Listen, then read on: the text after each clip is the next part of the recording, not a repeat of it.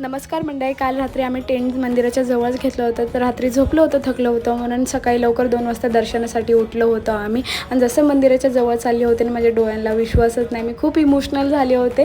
म्हणजे लहानपणीपासून स्वप्न होतं की केदारनाथ बाबाला येईन, आणि मंदिराच्या जवळ आली होते ना, तशी अजून मला इमोशनल झाले होते. आणि लोक बोलतात की केदारनाथ बाबाला आहे ना स्वर्गामधनं हवा येते, आणि खरंच स्वर्गामधनं हवा ते खूप छान वाटत होतं तिथे गेल्यानंतर ना. आणि जी भीमशिला आहे ही मंदिराच्या पाठीमागे आहे. आणि जेव्हा पूर आला होता ना, तेव्हा ह्या भीमशिलाने मंदिराचं रक्षण केलं होतं. आणि आमचं दर्शन छान झालं होतं. तर जाताना ना बर्फाचा पाऊस पडला होता, आणि तुम्ही इथं आल्यानंतर हेलिकॉप्टरनेही येऊ शकता. आणि खाली जाताना मस्त ढग फाटले होते, मस्त वातावरण झालं होतं.